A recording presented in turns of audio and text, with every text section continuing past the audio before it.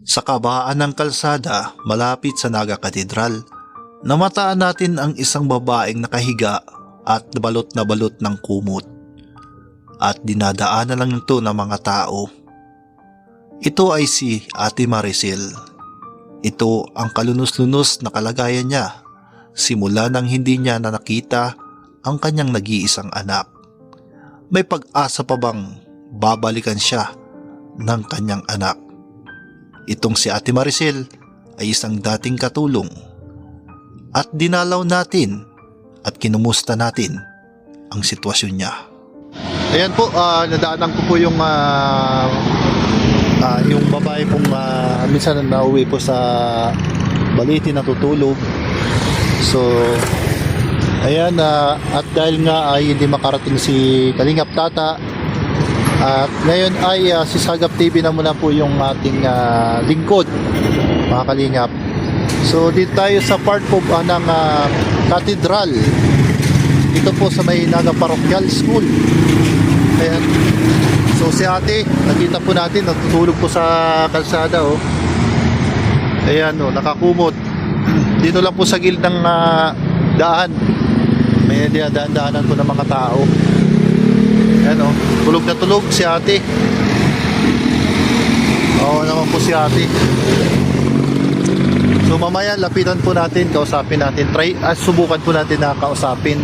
Kasi nung time na yun, nung araw, nung simula na napanood nyo po ay okay kami, kwentuhan pa nga kami, kumbaga komportable sa amin makipag-usap. Nung pangalawang pagbalik namin, medyo nailang siya, medyo irritable. So ngayon sa pangatlong pagkakataon, kakausapin natin kung ano po talaga siya. Ayan po, natutulog po, tulog na tulog. Ayan, bigyan natin ng pagkain pag nagising na po yan. Yan po, kawawa naman po si ate. At sabi nga sa akin ni Tata, dahil hindi makapunta, so kumustahin po natin si ate. Ayan. Ayan po, mga Kalingap. Medyo hapon na po at napadal lang po ako dito kasi marami tayong ginagawa kapag linggo. So ito lang po yung oras po natin kasi lagi tayo nabibisi ng pahinga. Ayan. Ganito po yung sitwasyon ng Naga City pagka linggo. Daan-daanan lang po si ate. Tulog. Ayan, sa likod po natin, maliit na tindahan. Kung sa Indonesia, warung, maliit na tindahan sa Indonesia. Pero sa atin, sa Pilipinas, karinderya. Bibilihan po natin ng pagkain si ate kasi nakita po natin nakaiga doon sa lansangan, dinadaan-daanan pa rin ng mga tao. Awa naman po. At natutulog doon, nakakumot lang siya, oh. Sana wag sa atin matakot si ate. Ngayon, bibilin pa natin ng pagkain. Tara, bilhin natin ng pagkain. Ito yung warung, ay karinderya. Warung. Sa Indonesia yan, ay warung. Ayan, bibili tayo ng pagkain. Sarap po daw kanina yung giniling, tas one rice. Take out. One rice saka ito. Giniling, take out. So, para tapos bibili tayo ng mineral para may mainom siya ng tubig. Ayan.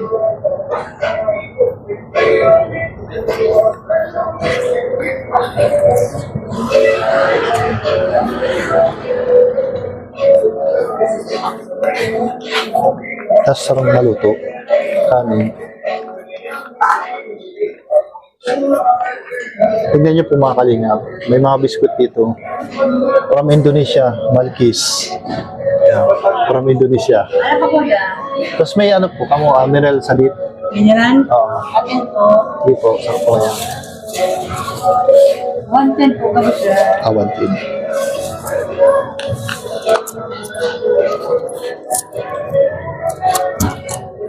Laman. Thank you. Tara, puntahan po natin, mga Kalingap. Medyo ginabi po kami kasi po may marami pang ginagawa. Daming gawain po. So sa ngalan ni Kalingap Tata, tayo muna po ang mag-mission dito sa Naga. So, kanina po ay wala po yung babae doon. Nakaiga. Na-timingan natin, buti na-timingan natin kasi pinapakamusta ni Kalingap Tata, kumusta na daw yun. Tara, samahan niyo po ako. Kaya po, nandito na tayo. At bigyan na natin yung pagkain. Kaya, ayan. Bigyan natin. Gisingin po natin, sana hindi po magalit. Yan. Sana hindi magalit si ate. Yan. Subukan natin gisingin at sana wag sumpungin. Kung sinumpong, okay lang yan kasi bibigay natin to pagkain. Uy. Mata na dyan. Woohoo! Paray na hapon. Mata na. Mata na. Banggi na. Banggi na.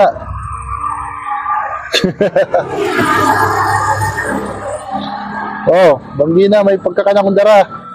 Kaya ako maparaloy. Di man ako maloy. Pagkaon. Pamanggihan. May sikaybahan ko. Ako lang solo. Ako lang solo. Good morning. Kasi banggi na mamat at saka di ka na makaturog ka yan. Di ka na makaturog at yan. Hindi na siya makakatulog mamaya. Grabe, puyat na puyat ka ay. Siguro napuyat po siya, napuyat. So, siyempre, natutulog siya. Ay, pagkain tayong binigay sa kanya. Siguro makakausap natin po pagka sa susunod na araw po natin siya makakausap kasi siyempre bilang pagrespeto sa tulog, kumbaga pabilihan natin siya matulog. Kumbaga, ayan. Tulog na tulog. So, mamaya po magpapaalam na po tayo sa kanya kasi nagpupuntahan pa po tayong Kalingap. Tapos na-vlog po at dati po siyang kasambahay.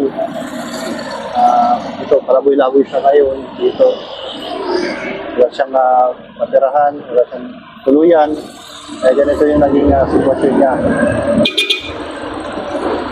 Sana sa mga dumadaan dito, makakapanood, ay abutan niyo po si ate. Nandito lang po sa Naga Parokyal.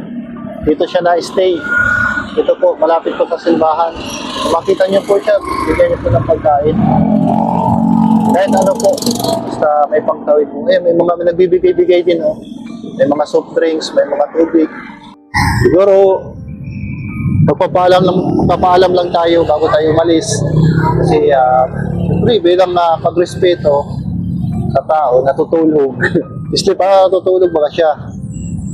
Pabiluin natin. Pero makakausap natin siya sa mga susunod na araw pagka nasa kondisyon na po siya kasi mahirap na po. Kasi baka mas lalo pong matrigger. Mga ganitong klase na trigger po yan pagka naistorbo sa kasarapan ng tulog. Kasarapan ng tulog, baka matrigger po siya.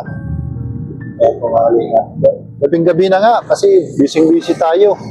Marami po tayong ginagawa, mga activity. Kaya kanina sa simbahan, may mga activity tayo sa simbahan. Yeah.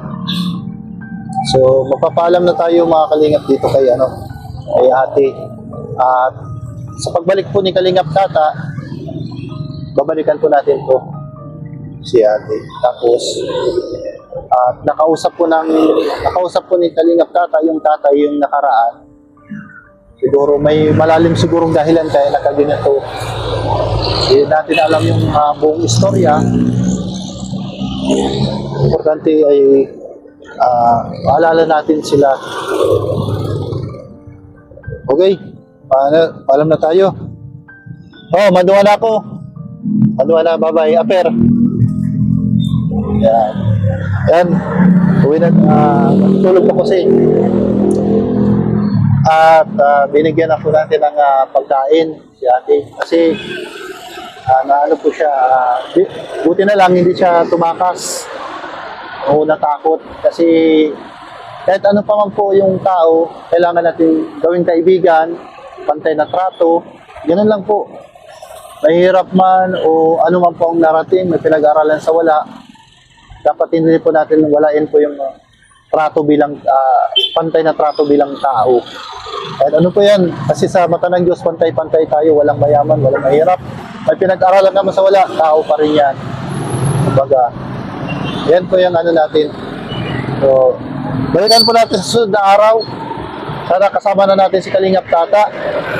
At medyo busy pa po si Kalingap Tata. At mensahe ko kay Kalingap Tata, sana marami ka pang matulungan. At mag-iingat ka dyan sa pagmisyon at sa lahat po. Maraming salamat po sa